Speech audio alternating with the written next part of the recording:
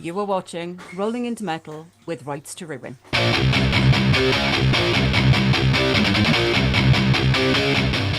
Rolling into metal.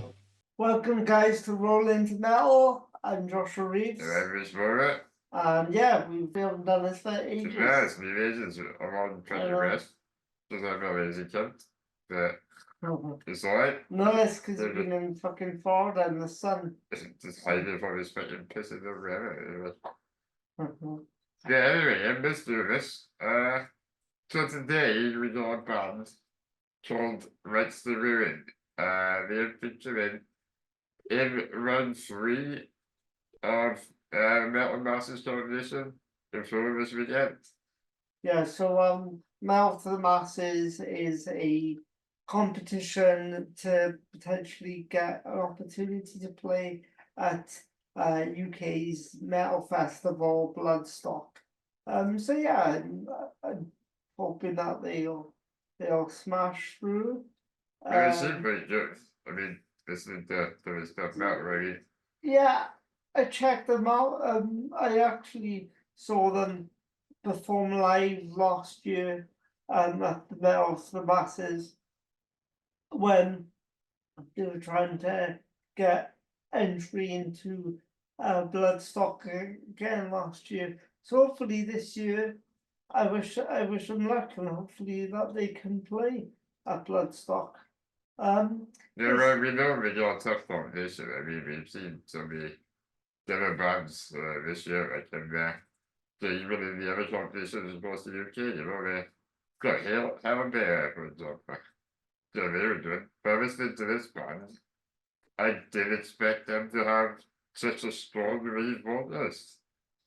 Yeah, it's a female vocalist, and it's very like power. I would say it's kind of like power metal, but then more like also like that opera feel to it, like Nightwish. Yeah, definitely the story Evanescence right through it, but these leads together are usually strong female vocalists, a bit operatic even. It's sort of like, yes, more my style of metal really, because you know what I like when it comes to black and death metal, I don't get it entirely, I'm still learning from this, but yeah, this is more my comfortable territory. Yeah, you like to sing along to your songs, I guess. Yeah, for me, it's always been about the vocalist, but I don't know, they've got to have a stage presence. Like, yeah, we saw Judas Priest last week, did we? And so Romek is still got a voice that he hasn't changed. Yeah. Yeah, even at his age, like, he can still belt out those songs. Like.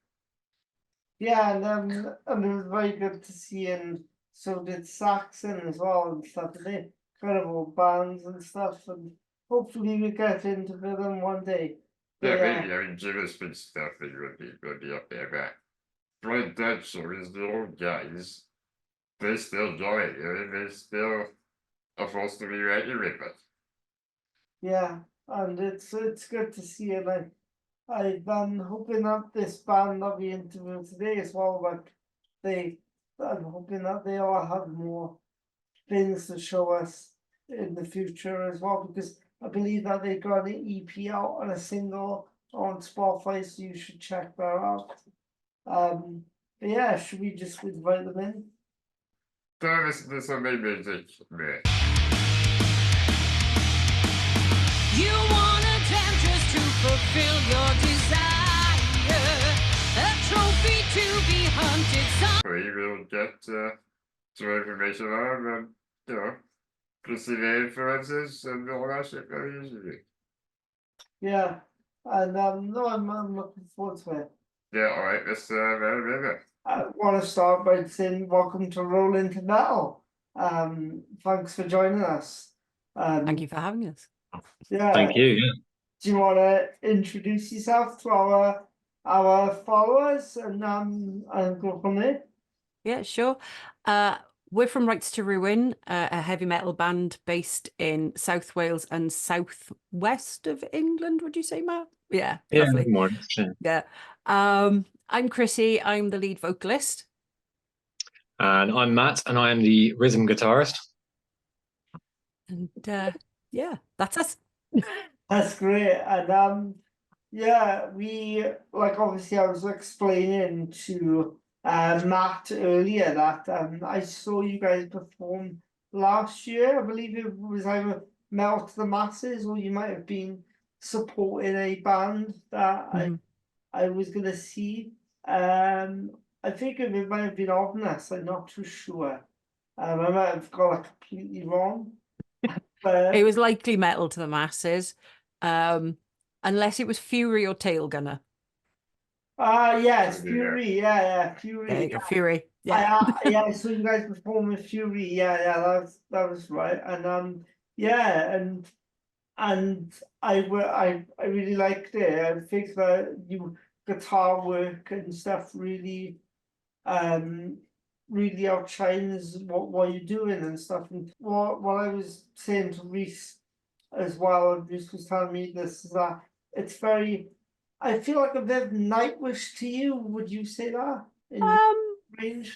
yeah. I've had a couple of people compare us to Nightwish. Yeah,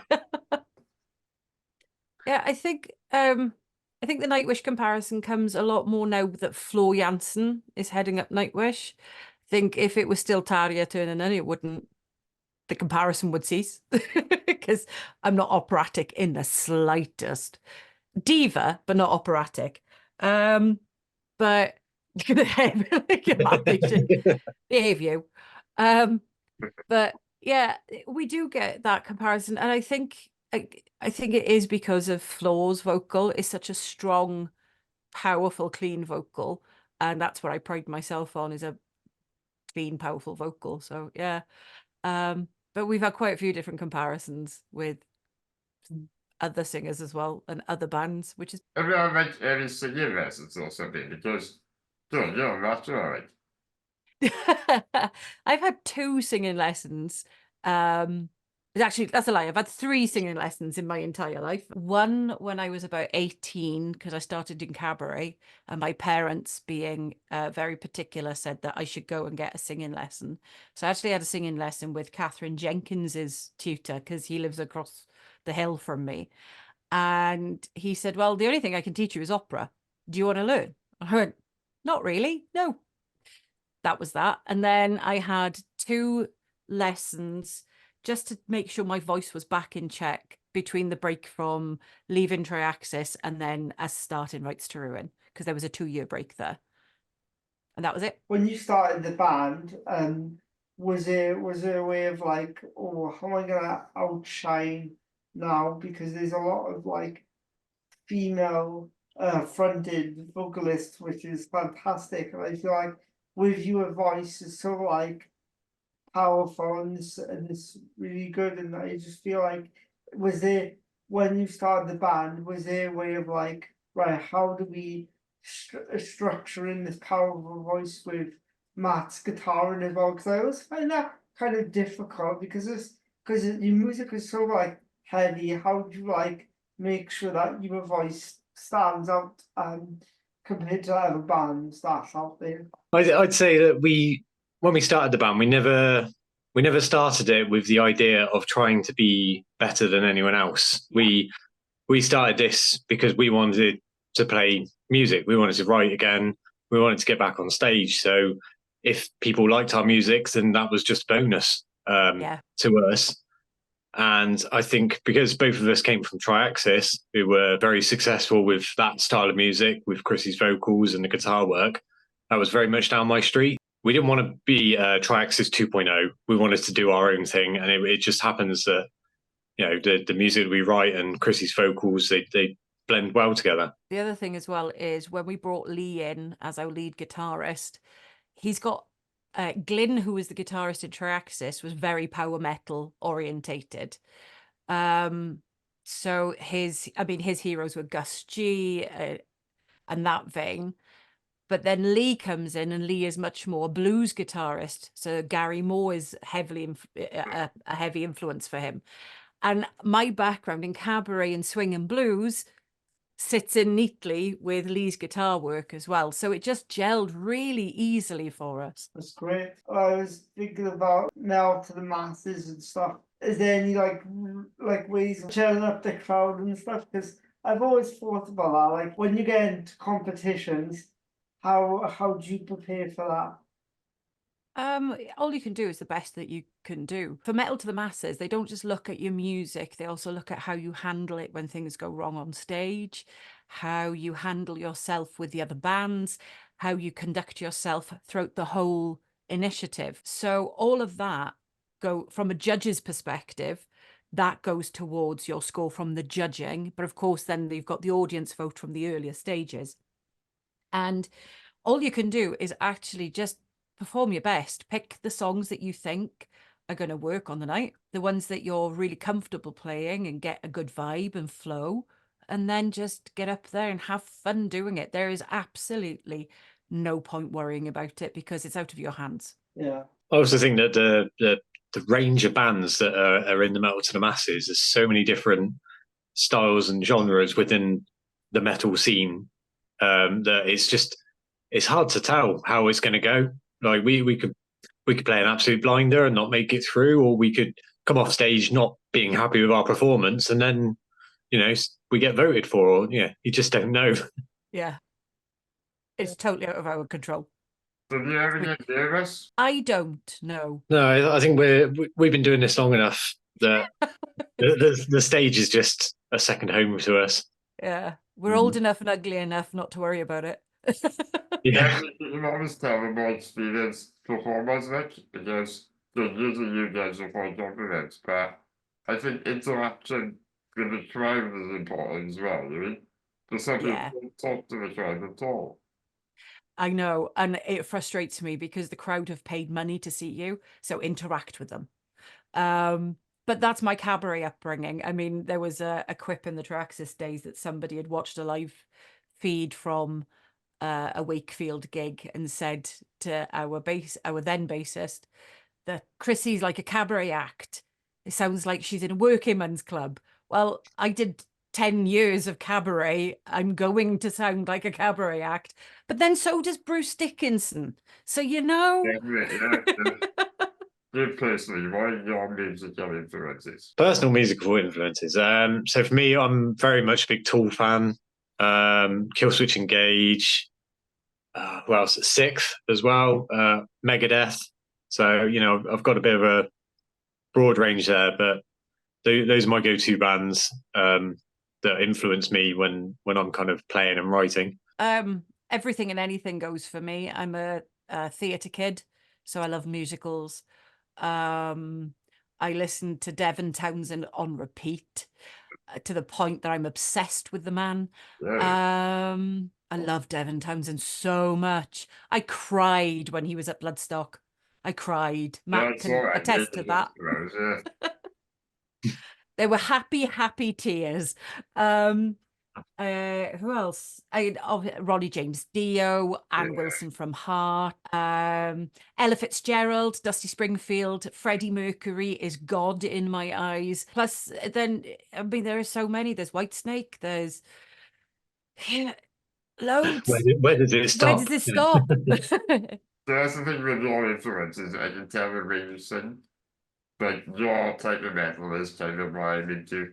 It's all about the vocalist for me. I was a band myself, so Cool. my influence is really taken to that, but my vocal range isn't like as powerful as yours. Yours is like impressive, to say the least. But Thank you very much. Yeah, it's roughly sits around 3 octaves, can push into 3.5 on a good day. so obviously I sing with a ventilator. Yes. Doing Yeah. that was extra hard on. So I charged. But I've always said that you sound like a dead zombie. Yeah, That's just me. Yeah. Yeah, but then Amazing. yeah. But yeah, you talk about influences with like Devon Townsend and I remember hearing Devon Townsend for the first time in Stopping Young Lad and thinking, Yeah. wow, what a powerful voice. Is there any like you mentioned Heart and stuff, but is there any like female vocalists that really like want you to like see you go, wow, I wanna strive forward, and get this band to the next level, really, because there's a lot of female bands out there, like Spirit Box, for example, Yeah. and Evanescence as well, in terms of like trying to Well, like I push share a through. birthday with Amy Lee. Oh, that's Yeah, nice. me and Amy Lee are both December babies on the same day. Although I'm a little bit older than her, just a touch. But female singers that, I mean, Tatiana from Ginger. Oh, that girl can wail. Yeah. She is incredible. The whole band are incredible. And the way she goes from her growl into her clean voice, it's seamless. And the power and the clarity is still there in both.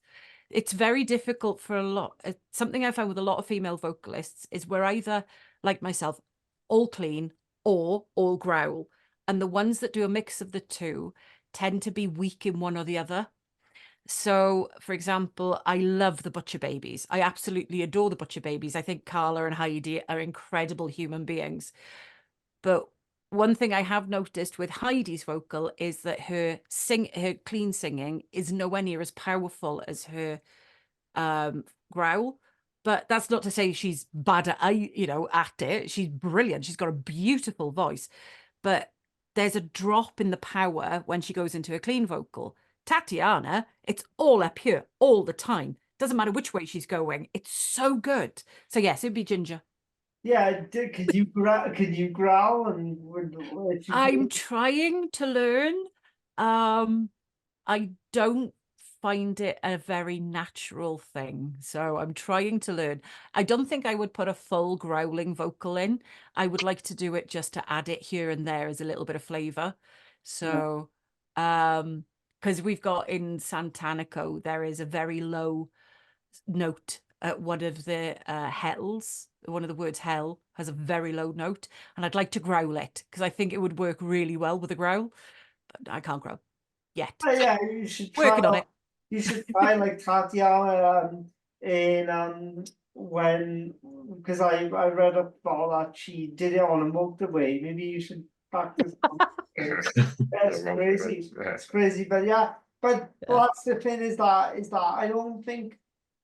I think because of your fan base as well, and because your fan base well, and I feel like it wouldn't work as such as well, because you got such a strong power voice, where in terms of like it's so clean and it works well for you. And I feel like that does it justice as well, Yeah. because Is this- it's the same as Fury. When I saw Fury, well, because I saw I liked Fury back in the days where they did DLP, and then they got like female backing singers and stuff, and it Yeah. works well. I feel like now you know his sound. Would you want to change that? Yeah, as I say, if we put it in, it would be a word here or a little phrase there, and not in every track. It would only be there as a flavor. It would never be there as the main thing, because I'm more comfortable in my belt voice, and there's so much power in that bloody belt voice. I don't want to risk hurting it by trying a new technique that I'm not 100% sure on, and then going on stage and blowing out my chords because I've bollocksed it up because I've done it incorrectly. Matt would never forgive me. Ah, can you Yeah. death growl? Yeah, I try not to sing. I'm not allowed. He's banned. Actually, Yeah. the meme outside. Yeah, but I think like with the band as a whole, it's always going to be an evolution and a progression. So if Chrissy does find that comfortableness with the growls and things like that, like you say, probably won't happen that much, but just adding that little roughness to the odd note, odd word will bring a bit more of a dynamic, or a bit of a different dynamic to anything in the future. So never say never. Yeah. Hey guys, Before we start the video again, we have got some sponsors, some partnership from Eulogy. This video is partnered with them. Tremendous guys, tremendous rock music. Check them out in your local area if you have a chance to, and just keep it metal. Over to you, Neil. Hi, Neil here from rock band Eulogy. Just giving a shout out really to the guys at Rolling Into Metal, Josh and Rhys. Go and listen to this podcast because there's some awesome interviews and things on there. These guys are really passionate about all things rock and metal, and Eulogy are really proud to be associated with the podcast. So go and check them out. Just to give you a little update on what's happening with Eulogy, we've got lots of things in the pipeline. We currently enrolled new guitarist Richard Wood into Eulogy, and we are rehearsing now and writing lots of new music as well. So very shortly, we're going to be going into the studio, and we're going to be releasing 2 new singles later this year.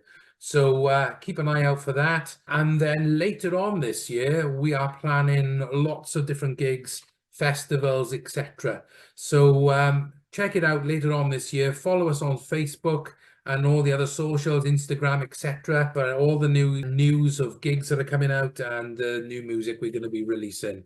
So go and check out Rolling Into Metal podcast with Rhys and Josh.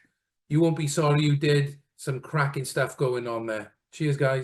And the other question I want to ask you is that because obviously I love extreme metal and I know Rhys loves power metal and the way of doing that, do you find that kind of hard then in terms of metal to the masses? Because that's why I've always thought of that there's so many extreme metal bands playing there and stuff. How does that like work for you in terms of like, is it hard for you to like know that when you're supporting a band, do you know the fan base would actually want to hear clean vocals and then on or not? Like, do you get what I mean? Yeah, I think we're very fortunate that the majority of metalheads like the majority of metal genres. Yeah. So while they'll favor one for for most of their listening, they are open to all of them.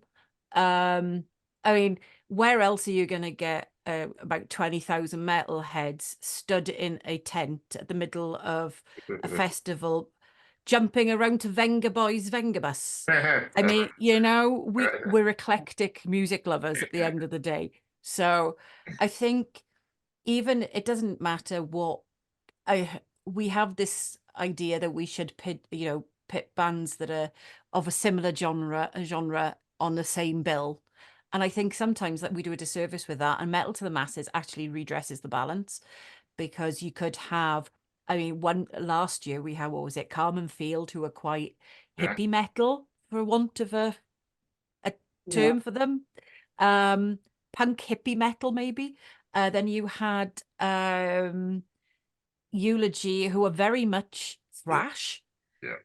There was us, and there was another band, I can't remember, one of the other bands. It was the one with the girl on drums. What's the band name? Oh, is it the band that I was just telling you about? Duo. It's 2 of them. Yeah. Yeah. It's like a psych rock band. Yeah, exactly. So yeah, you had. I forgot the band's name now again. I was just. I know. I've I was forgotten just their name as well, playing that. It's like saying that it's like which is pagan, awful. like But I've pagan. forgotten their name. This. It's like pagan rock, as I like to call it. Yeah. Kind of like But- cult rock, I would say. Like, and Yeah. it's like it's weird. But yeah, it works well and stuff. I'm into that See- kind of stuff. Yeah, so you get, much like you would at Bloodstock in the Metal to the Masses initiative, you get a real mix of genre within the metal genre as a whole. So I think at that point, as I say, it's out of your hands. All you can do is perform the best you can perform, handle it with professionalism, and hope it shines through and that people like what you're putting out. If people like what you put out, then, you know, they'll support you regardless. Yeah, it works well then and stuff. And I would like to see you guys support Judas Priest or Yes. I Yes, just so Mr. Halford, if you're watching. Yeah, Yes, Yeah. please. Yeah. I just see you guys as a traditional heavy metal standpoint, Yeah. in your ways of performing. Yeah, we are. We tend to say that we're traditional heavy metal with a bit of a modern twist because Yeah. we've got so many influences. That's a question I always ask. Oh, here you go. What does metal mean to you? It's our blood. It's in our life. You know, it's everything to us. I do class myself as a metalhead, but I'm also, you know, I listen to a lot of other kind of music. I don't feel like I sit in that kind of pigeonhole. Yeah. But metal's just, it's a big community, and I think it's the festivals, especially Bloodstock, are one of the most, you know, the best places to be because 99.9% of the people there are friendly and brilliant to be around and are just there for a good time. Even gigs, you know, everyone's there to enjoy the music. And I think that's what I love about it. Yeah. Community. I think community is the biggest thing with metal, with metalheads everywhere. I've made friends across the globe through heavy metal. Some of my family are my metal family. So we're very good friends with the Dekesis, prog power metal band from Birmingham. We're very good friends with them, very good friends with Fury, and their family. So yeah, community. That's what metal means to me. Yeah, it's great. The other question that I wanted to ask you was in terms of like, if you did support anyone down the line, who would you want to support? That's a big question, right? I have too many people to list. I know Chrissy's going to be Iron Maiden and Devin Townsend. That'll Yeah. probably be the main two, I reckon. That'd be the main two. I think yours, Mark, would be Tool, and Killswitch. Yeah, and Megadeth just And to Megadeth, just hang to around with balance it Dave. out. You know, Yeah, I wonder what stuff he's getting up to these days. Yeah, who else? I mean, there's loads of bands. I've been very fortunate that I've supported quite a few bands.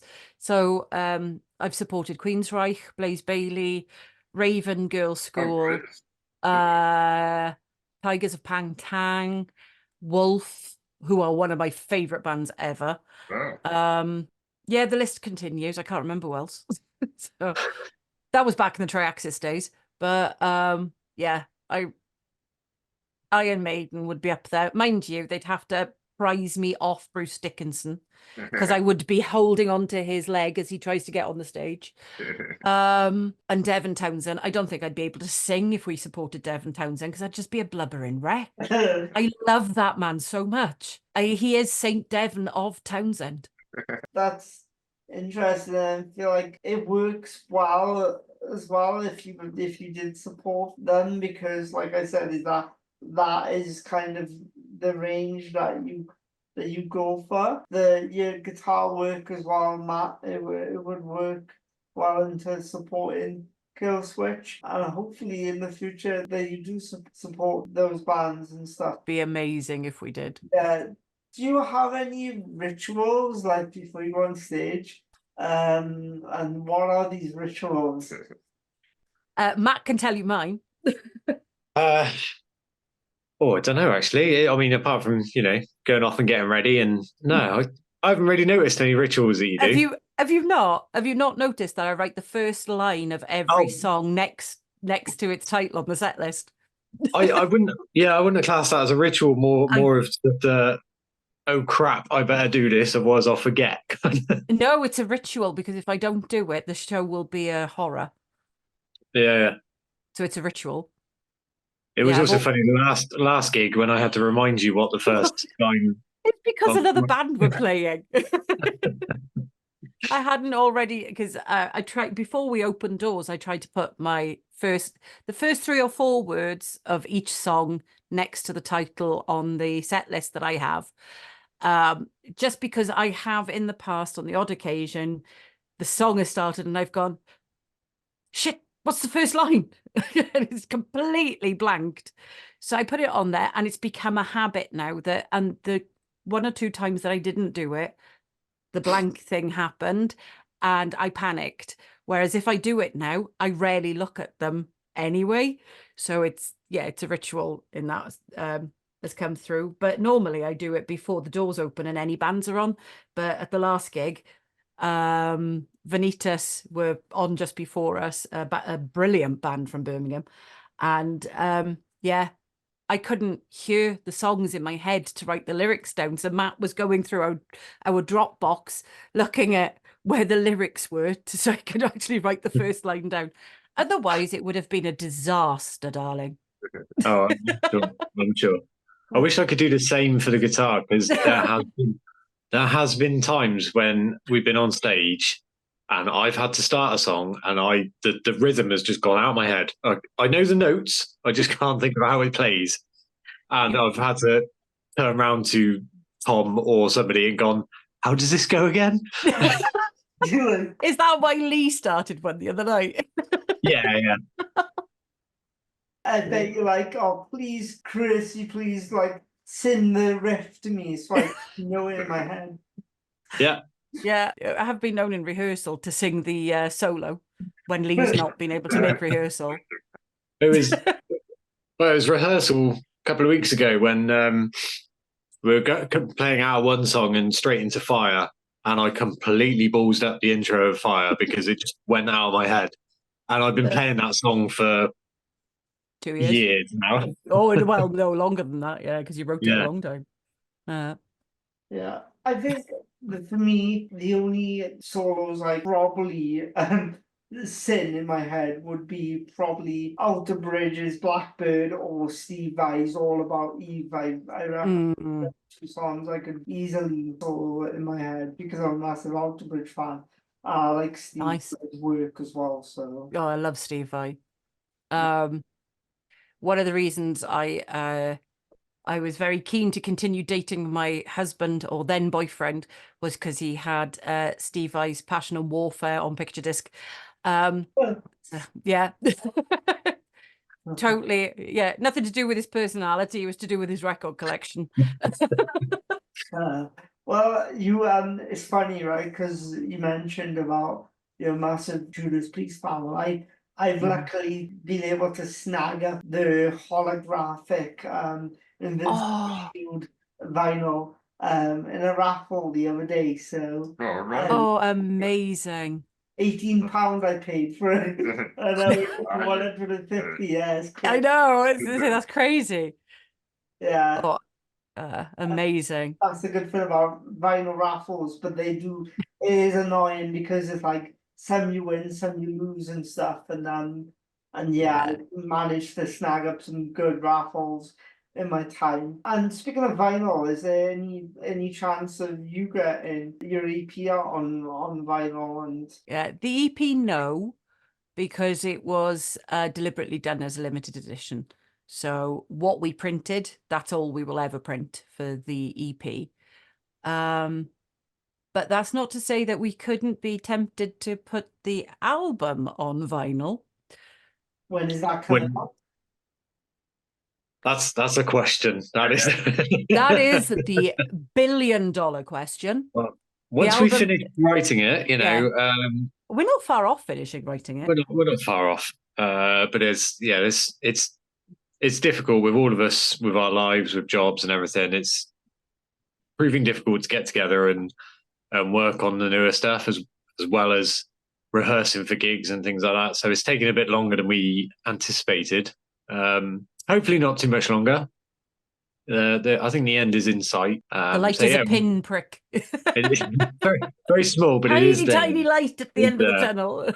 Yeah, so I guess when we get to that stage of looking on how we're going to kind of be producing it with, on CDs and online, then if we see that there's interest in a vinyl, then I'm sure we can look down that path. Yeah, is that something that like really pushes you as a band, like to go, oh, I really want to have a cassette one day, or really want to have vinyl, because it's getting back now into that state of old school pressing and stuff as well, because I haven't got a CD player.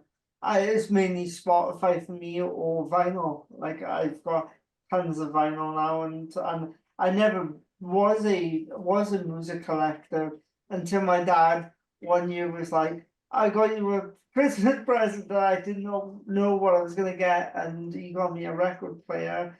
My Nice. first ever record was Miles Kennedy, Year of the Tiger, because I'm a massive Miles Kennedy fan, as I mentioned, and Yeah. I met Miles Kennedy before, and I think that that's another band that I would like to see you support in the future. I'd love to support Miles Kennedy, whether it's with Alter Bridge or whether it's with Slash, because I think that boy's voice is just incredible. He's got such a good voice. Well, in terms of live performances, then, is there a place that you would love to perform that you haven't performed yet? Obviously, I know that you're trying to get yourself with Bloodstock. But is there like a venue that you like really want to perform? Oh, I know it's a difficult question. that's a toughie. I mean, obviously, Madison Square Gardens is high up there, along with the Hollywood Bowl. You would not want us playing Hollywood Bowl because I would not stop quoting Monty Python. But that's what I want to play it for. Literally would not stop. Albatross, get your albatross. Stop that. That's silly. We'd have to do a metal version of the Lumberjack song. Yes. Yeah. Or the Philosopher's Drinking Song. Yes. Yeah. I Dagger was a boozy beggar. Yeah, I know the lyrics to that too. Um, Now we're showing our age, Matthew. So you mentioned about Monty Python, and I think that's an Easter ritual for me, is that you have to watch Monty Python and the Holy Grail just because of the bunny or the rabbit scene. Beast of Kennebec. Yeah. Yeah, and Easter, Yeah. yellow and strange like that, but it's like certain movies get to me like that. And that's another thing as well to ask you, is there any like movie tie-ins that you would like to do? Because I know there's a lot of bands out there like Iceland Kills, for example, and there's a lot of death metal bands where they play some like intro to movies. I know that there's a band called Chasing Boys that's dedicated to Friday the 13th. Is there any Yeah. music down the line that you would like to have as a way of this song is based off this movie? I mean, Yeah. Santanico loosely is. Isn't it? Santanico isn't loosely based off a movie. very It much. is very much based off a movie. Yeah. Yeah. From Dusk Till Dawn. Yeah. So it's based on Selma Hayek's character, Pandemonium Santanico. And it's about, basically the song is about somebody going into a strip joint and thinking that they're going to get a happy ending, and the happy ending is they get killed, which is essentially what happens in From Dusk Till Dawn when they go into the club in the middle of the desert. So yeah, I haven't seen that film in ages, so I gotta read. I love that film. Good So film. good. It's a good film. I would, for me, there's one franchise that if they get their shit together, I would absolutely love to do the vocal for, and that's the DC Extended Universe. Cool. And what film would you want to like? Is there a film past that you would like to think, oh, that would be good for our band to like be in that movie, as a soundtrack? Because would that be like Zack Snyder? I guess. Well, Wonder Woman. No. Wonder Woman, There's no she's contest. there's no contest. I mean, she's up on the wall there as well. She's everywhere in this house. I've been a Wonder Woman fan since I was 4 years old, so that's years. And she is everything to me. So I would love to do, I mean, I'd love to do the wider DC universe anyway, because I'm a massive comic book nerd. I'd love to do Marvel as well if they'd have us, but DC would be the one for me because I think it's darker, so the music would sit better. And then, yeah, do Wonder Woman's new theme. You know, just a simple girl's dream. I mean, the other Wonder Woman film was shit, really, the sequel. I thought it was really bad. 1984. Yeah. So, yeah, the 2017 film I absolutely loved. The bit where she goes over the top in No Man's Yeah, that Land. was excellent. But the sequel I was cry every time. The sequel is a love letter to Richard Donner's Superman. Because if you actually watch it and then you watch Christopher Reeve Superman, they're more or less the same film. It's a love letter, but I loved 1984. But that's because I know the Wonder Woman franchise canon very, very well. So I picked up on a lot of Easter eggs that actually tell the story better. If you don't know those Easter eggs, then it's a Yeah, crap it's- film. And I know we get off topic from there. Sorry. Yeah, And that's okay. I'm a massive nerd myself. I got bloody Green Goblin on tattooed on. Nice. I would never have guessed that there was some nerdery going on with a Yeah, massive there's a lot. AT-AT on the wall Yeah. behind you. There was a lot of it going on. Yeah, I can't write behind it. Yeah, And you actually got some comic books behind it as you well. remember Avengers t-shirt or you pick it up? So yeah. But no, it's all good. I think also metal is massive like thing to me with movies as well because Yeah. for example Daredevil got me into Evanescence. Mm. I feel like that's another thing as well in terms of that. And one of the best ones is Ace Ventura with Cannibal Corpse. Oh yeah. Yeah. Yeah. Yeah, and a lot my friend who actually did that and he broke his arm in a mosh pit in Bloodstock. He dressed up as Ventura Oh, and bless. literally he was like he ran in the Oh, mosh no. pit and he sprayed I think he sprained his arm or something like that. Oh, bless him. He literally went to hospital and he don't even drink. He was sober. Probably that's why. That's what it is. That's why I don't go to the mosh pit anymore, because I don't drink anymore. No beer jacket to protect you. Yeah. And that's the funny thing about me. Like Yeah. no one really sees a disabled guy in a mosh pit, but I like to go in there and I like to just go way and stuff, just circle around me, and if I get injured, I get injured. I'm disabled anyway, so see it. Yeah, I hate it when he does it. I'm terrified. Tries to drag me in there. I don't know what I'm gonna do. I try to drive his ass in there. But he doesn't give a fuck still. I give a corner. Yeah. Oh, Yeah. I am crowd surfing Rain of Fury gig, and I guess you've seen that from the intro video that was yeah. put out. So yeah, I would love to see I would love to see a mosh pit from you one time, and I'll get it going as Josh the mosh pit as well. I don't know if our songs warrant a mosh pit.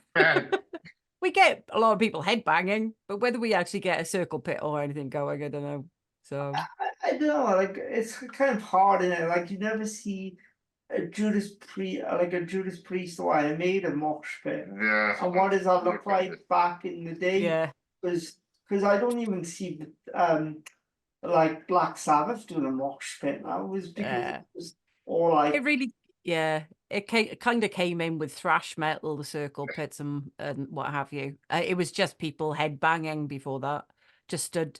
I mean, I used to go in the mosh pit all the time as a kid, but it was to Metallica and Megadeth and Anthrax and Slayer, and so it was when the big Bay thrash area stuff came out. I Bay think Area it's thrash. Slipknot's that as well. Yeah, Slipknot just wants some crazy mosh pits. Lamb of God and Machine Head are probably the two craziest mosh pits I've been in.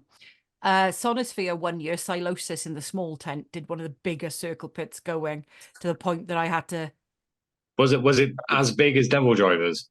Because I thought they held the record for the biggest mosh pit inside the tent, or circle pit around like all the posts.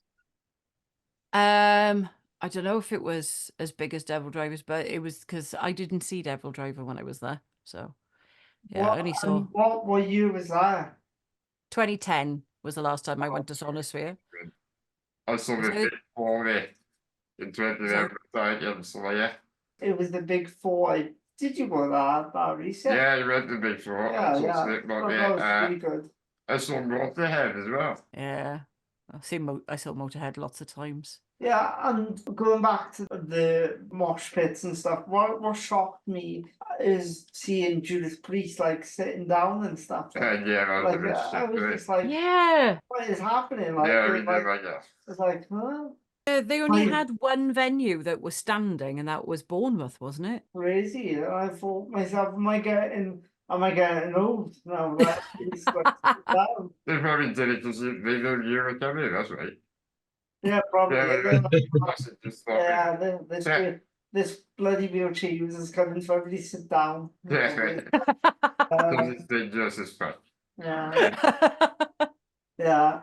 Yeah, it was weird. And the other thing as well, which was strange, was that Saxon and Priest had huge set lists, and Uriah Heep only did 35 minutes on every. Yeah, they were good as well, right? And they're incredible. How old So are they now? Like they gotta be at least like Sure. 88 or something. Uriah Heep have been going since the 70s. Don't know how old, because I think it's the last two original members are in it, and the other two are ones that have come in more recently. I don't know how old they are. Yeah, 'cause I want to know what drugs they're taking because Yeah, They're not. They don't take any, not anymore. Richard jumping on stage as well. And you're like, whoa. I could tell you their drummer very rarely even drinks, so he's fairly teetotal. Wow, it's crazy. I was still right, but anyway. Yeah. Yeah. Yeah, rock and roll isn't quite the same as it used to be. No, it's riders just don't do the same. Our rider usually is a couple of cans of beer, a couple of cans of non-alcoholic beer, and a bag of Haribo. That's great. Yeah. And yeah, well, coming back to that ritual point as well, is that they must do like pray to Satan or something, like That's like still right. a Ouija board stuff. Yeah. Like, yeah, that's crazy. Well, when I tell people my actual age, they tell me that I'm not my age, and how do I stay looking as young? And it's because I bathe in the blood of virgins, and then they say, but you live in Port. They say, but you live in Port Talbot. There are no virgin in Port Talbot, and I go, precisely.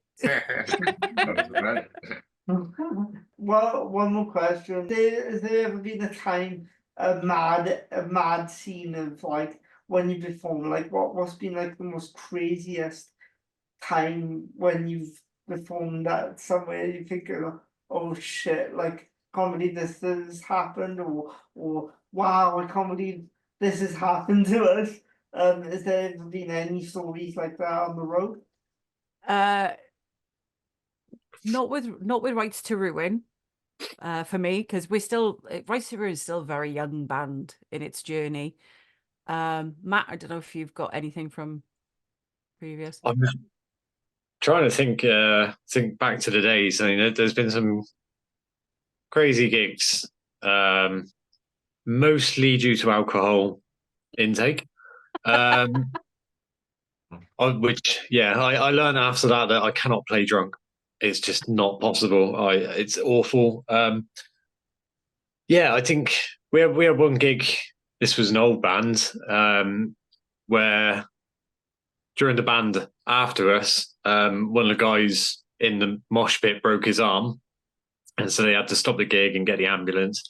And then a couple of years later, I was at Sonosphere, camped next to this couple, got chatting to him, and ended up being that guy who had broke his arm. So quite good to catch up with him. Random. Yeah, it's funny how you bump into people. I think one gig, we stayed over at the pub that we played in, and I woke up on the pool table. So yeah, how drunk were you? very. Yeah. I think the craziest, because I've rarely drunk when I've been singing, because alcohol dries out your throat and it causes havoc to your vocal folds, so there's no point in having it. So I don't have any mad crazy, but one of the craziest things where I stood on a stage going, what the heck? How? This is just nuts. Was for the third Triaxis album in 2015, we played the Sophie stage at Bloodstock, and the front barrier had a number of Welsh flags there, and then I turned round as we were setting up, because we were the Hangover band on the Sunday morning, so it was like 11 o'clock kickoff, and when I turned back round, the Sophie tent was full, and I'm just kind of stood there going, shit, I got to perform to this lot. What the hell? How did this happen? So, yeah. You thought it was oh, I'll get on early, like we don't have as many fans, but then Exactly. God. Especially being Sunday morning of Bloodstock, everyone is starting a flag. Yeah, we used- Everyone has just gone nuts for the last 48 hours, and they've probably no blood left in their alcohol system. So yeah, it was nuts. It was brilliant.